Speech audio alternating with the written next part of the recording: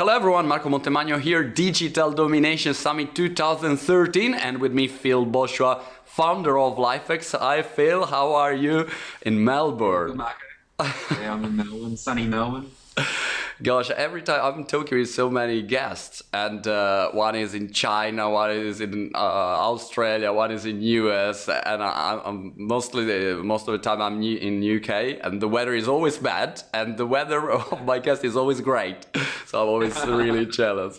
So Phil, for readers and viewers who doesn't know about Lifx, Lifx is a new company, basically trying to reinvent the light bulb.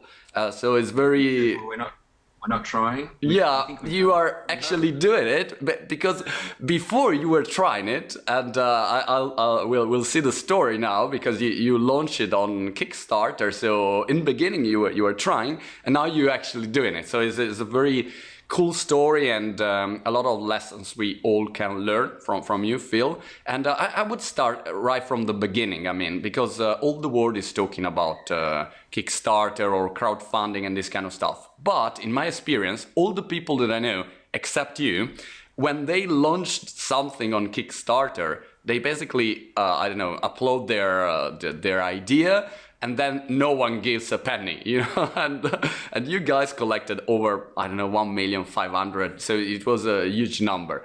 So how did you do it? I mean, what can you recommend? What your tips about that?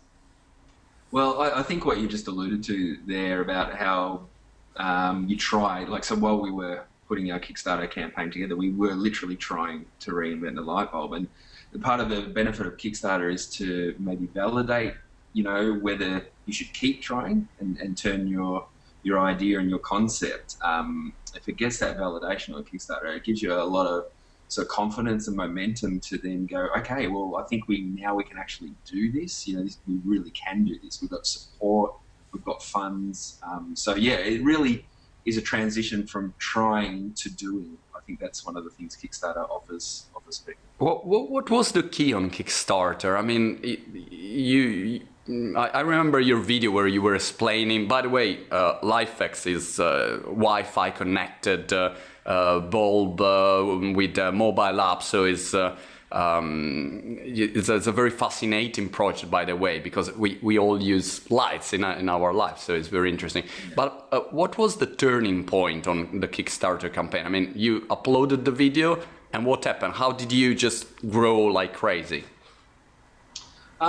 Well, we didn't do any marketing for our Kickstarter project, so we literally just put the campaign together, which took us probably a good 2 or 3 months.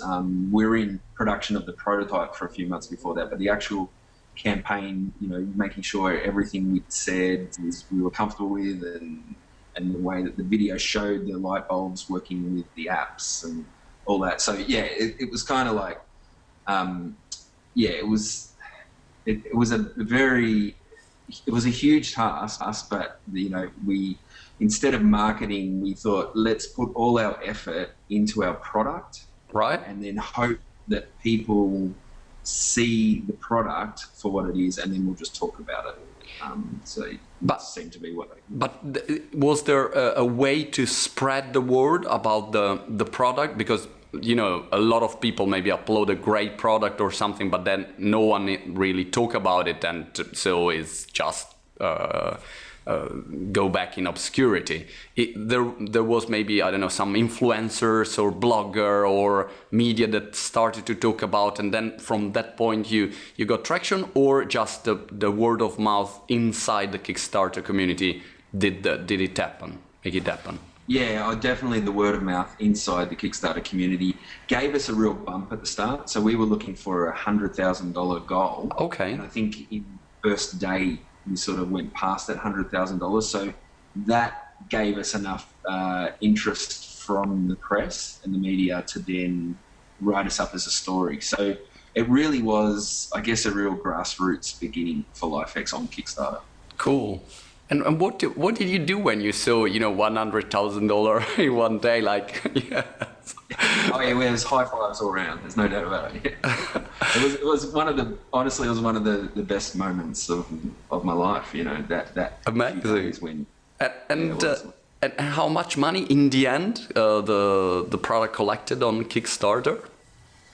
Well, we collected about $1.3 million in 6 days, and we decided to cap our campaign after the 6 days. So we basically said we're not taking any more pledges. We think, you know, we came to Kickstarter to see if the community liked our product, and it was very clear that they loved it. Yeah. So we thought, okay, we want to just focus on building our product and our company rather than a Kickstarter campaign at that scale. It takes up a lot of energy. I think we replied to about 1,500, maybe 2,000 messages in the first few days. So there's a lot of effort that goes into that. And we thought we really want to now focus on building the product. Right.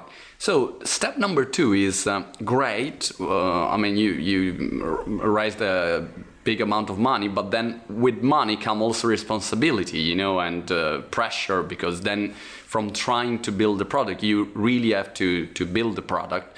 And this is, by the way, much different from a lot of talk here on Digital Domination Summit, because a lot of companies that I'm talking with, they just deliver a digital product. So it's a software or a cloud or whatever, you know, and you basically deliver a physical product, which is, for me, is crazy. You know, you have to get a product, build it, and then physically deliver to people, which is out of my mind because I'm only digital. And you know, I think there are so many problems because I mean, who will really produce it, how, where?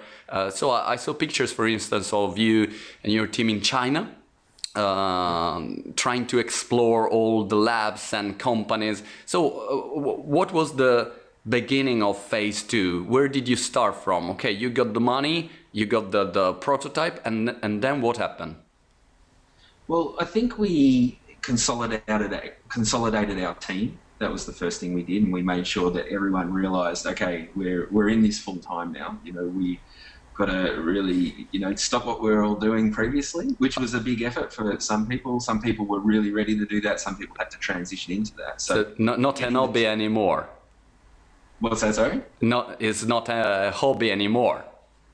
Yeah, exactly. Yeah, that's right. So there's some big decisions for people to make there. So, but because I think the validation and how passionate the Kickstarter backers were for Lifx, it made maybe that an easier decision that if we'd made less money on Kickstarter. So we got our team together, and then we really just started planning and strategizing how we can build this thing to meet everyone's expectations. And so went to China to do a factory visit to see which factory we thought would be the best, and we visited 4 factories when we were over there. Okay. We didn't want to hastily jump into just the first factory that says we can build this. We were actually getting quite a lot of offers via email. You know, we're a factory in China, we can help you build this. But so we sort of listed those out, qualified a few of those, went over to Shenzhen and visited them, and then we felt very comfortable with one particular factory. And we decided if we get that decision right, we're actually going to save ourselves potentially months of mucking around, getting things wrong, you know, and we wanted to take our time with that decision. And that has been probably one of the best decisions we've made so far, because we've had a really smooth run. The factory that we use makes millions of LED light bulbs already for companies like Bosua and Samsung. And, so it's a really high-end factory, and they're very excited working with Lifx. They love it too. So, you know, we got buy-in from them as well. So we're expecting to have a very smooth and good relationship with them. Yeah, this is a very interesting topic. A lot of people who trying to produce a product obviously go to China. I mean, I don't know if China produces 90% of the products of the entire world at the moment, but probably it's very close. And tell me again, how did you choose? I mean, the project was famous, and then you got offers from several Chinese companies, and then you decide to do a trip in China to actually visit them? Or, I mean, you got an agent there suggesting you the companies. How did it work, that part? No, we did do it all ourselves. We are working with a company that made a suggestion on one of the factories as well. So they have had experience in China and building similar products. So we took their advice on board, but we visited other factories as well. And yeah, look, it was just a filtering process, just probably very normal. So, you know, people pitch their company to you and how they may be able to help you. We also just, you know, Google companies, and we just put together a big spreadsheet of dozens of potential partners, and then rang them, emailed them, and yeah, just so I guess it's a bit of a grind, but I don't think there's a magic bullet to finding that. You just got to work hard, and then hopefully the data and the information you collect, that it presents the right choice to you. So making the right choice wasn't hard in the end, because we've done all that foundational work of sifting through all the companies and partners to find the best one. Right. What would you recommend not to do if you decide to produce in China? Is any, you know, mistake that you immediately understood and say, if we start to produce in China, better not go this way? Is anything, any tip on this topic? Well, as you say, the first thing that comes to mind is I think you need to go there a lot. Okay. So don't think you can produce a product in China without being there half of the time. So over the last 3 months, I've been in China about 6 weeks, and I'm committed to continuing to do that. I basically have committed myself to going over there as much as I need to. And at this point in time, it's about 50% of my time I'm spending in China, just to work with the partner and make sure that it's not even to go over there and make sure they're doing it right. It's just to understand their process as well. So then I can maybe understand their process better, and that will aid me to think more the way they think, and then I can help. So it really is a partnership. I think that's what I'm trying to say. Interesting. And now you speak perfectly Chinese. Ni hao and everything. Yeah. I think I know 3 words, but they've got amazing English, and I should do a lot more effort next time I go over. Great. So step 3, production, and then you started to sell. So I saw that the June pre-order is already sold out, and then there is the possibility of ordering for September. How did it work, that part? I mean, you already had the community, so it was much easier because you just say, okay, finally we got the product. Or did you put any specific effort to sell then online the product? What are your tips and suggestions on this part? Yeah, and so we opened up a second batch on our website, and we did put some more effort into letting people know about that. We did a little bit of advertising, but a bit of PR work as well.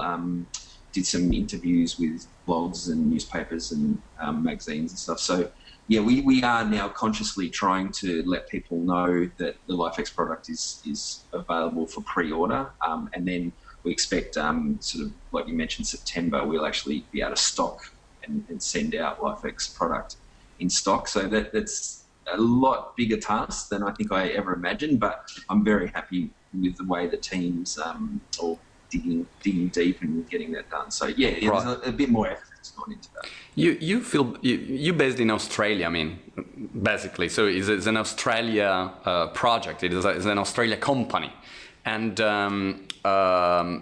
normally people think that this kind of things happen all in Silicon Valley, or not really in Australia. It's not the first place that come up in mind, So what was the difficulty of launching a project like that, being outside of, I don't know, Silicon Valley? Immediately would be much easier for the press, and everything is much easier, investors and everything. Then you attracted so much attention and everything, but so many companies are outside of Silicon Valley, and they have to launch projects. Well, what's your suggestion on this? Well, as you mentioned, we were based in Melbourne, but we, at the time when we were putting together the final Kickstarter campaign, we were actually based in the Valley. We spent about 5 weeks in the States. So I guess my suggestion on that would be for people, that was a life-changing event for me to spend that time in the Valley. And I would suggest people, if you haven't been to the Valley, get there, soak up the atmosphere, learn how the place works as quickly as you can, because there's so much value in just the way people think and the philosophy of the people in the Valley. But then I think maybe what we've done is bottled that and taken that back to Melbourne with us. And so in a weird way, we're operating from Melbourne, but I think maybe at least a little bit we're operating like a Silicon Valley company. Okay. So it's mixing also the two cultures that made it work. Last question, Phil. I'm asking to all the guests to suggest their best 3 apps or 3 websites for business, for doing business online. What are your favorite, absolutely you can't live without apps or websites that you would suggest to companies around the world doing business in the digital world? Yeah, well, there might not be the best ones, but the first 3 that come to mind that we use maybe every day are Basecamp. All right. So we're big Basecamp. Which is a project management platform from 37 Signals, legendary 37 Signals. Yeah, and it is for a good reason. It's legendary. We've got 18 staff on now, and we are constantly in Basecamp discussing things and archiving, and so it's a great reference for us. We also use Shopify, so we've got a great partnership with Shopify, and in conjunction with Shipwire to do our shipping. So I'd say if you've got a physical product, certainly check out Shopify and Shipwire. They work really well together. And sorry, Phil, Shopify, is a e-commerce platform, very famous. And instead of using Magento, for instance, you just use Shopify and you are done. And Shipwire, what is Shipwire doing? So Shipwire does all the warehousing and shipping logistics for your physical products. So you can sell them via the Shopify website, and then you ship your pallets to Shipwire warehouses around the world, and then they will do all the lick and stick and logistics of getting those packages out to your customers. Excellent. So you don't deliver by yourself, but you just outsource this part. Yeah, and they've got great APIs, and so for especially tech companies, it's an amazingly easy way to achieve all that. Very interesting. And do you have a last app or something that you really use and you think that's cool? On your mobile? I'll get my phone out. It'll be on my homepage, I'm sure. Because so many people say, Evernote, but so many times you discover, from tools that people use, the way that they think, because the app that they use basically has got an impact on the way they organize their time, if there's any. Yeah, look, maybe one that we've been using, just trialing recently, is Mentions. So that's kind of like a social aggregator of maybe where the word Lifx is mentioned, so we can keep really good tabs on what people are saying about us, and we can address any concerns and retweet any people that. So it's kind of like, I guess, aggregating Facebook, Twitter, Google search, and all that, all into the one app. So that's a lot of people around the office using that at the moment, enjoying it. Excellent. Phil, thank you so much. Phil Bosua, founder of Lifx. Really good luck for everything. Keep in touch, and really happy that you were here today, and see you soon. Yeah, thanks, Marco. Good to be here.